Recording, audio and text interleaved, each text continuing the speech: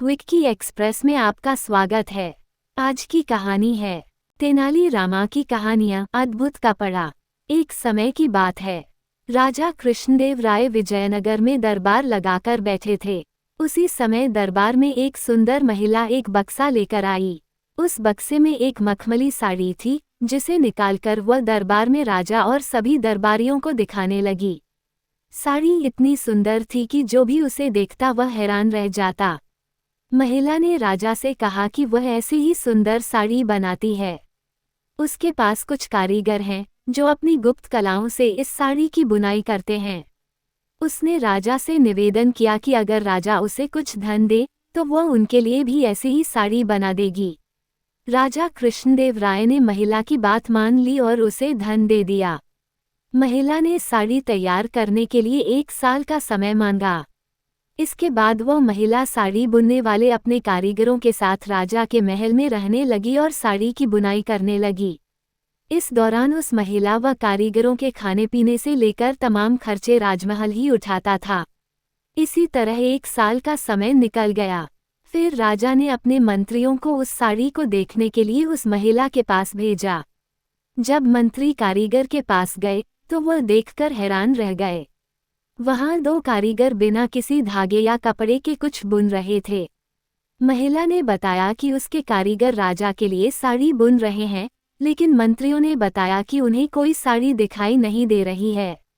इस पर उस महिला ने कहा कि यह साड़ी सिर्फ वही लोग देख सकते हैं जिनका मन साफ हो और जीवन में उन्होंने कोई पाप न किया हो।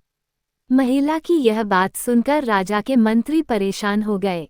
उन्होंने बहाना बनाते हुए उस महिला से कहा कि उन्होंने वह साड़ी देख ली है और वो वहां से चले गए। राजा के पास वापस आकर उन्होंने कहा कि वह साड़ी बहुत ही सुंदर है। राजा इस बात से काफी खुश हुए। अगले दिन उन्होंने उस महिला को वह साड़ी लेकर दरबार में हाजिर होने का आदेश दिया। वह महिला एक बक्सा लिए हुए अपने कारीगरों के साथ अगले दिन दरबार में आ गई। उसने दरबार में बक्सा खोला और सबको साड़ी दिखाने लगी। दरबार में बैठे सभी लोग बहुत हैरान थे, क्योंकि राजा समेत किसी भी दरबारी को कोई साड़ी नहीं दिखाई दे रही थी। ये देखकर तेनालीराम ने राजा के कान में कहा कि उस महिला ने झूठ बोला है, वह सभी को बेवकूफ़ बना रही है। इसके बाद तेनालीराम ने उस महिला से कहा कि उन्हें या दरबार में बैठे किसी भी दरबारी को ये साड़ी दिखाई नहीं दे रही है।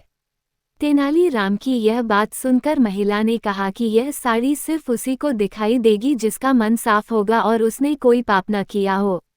महिला की इस बात को सुनकर तेनालीराम के मन में एक योजना आई। उन्होंने उस महिला से कहा, राजा चाहते हैं कि तुम खुद उस साड़ी को पहनकर दरबार में आओ और सभी को वह साड़ी दिखाओ। तेनालीराम की यह बात सुनकर वह महिला राजा के सामने माफ़ी मांगने लगी।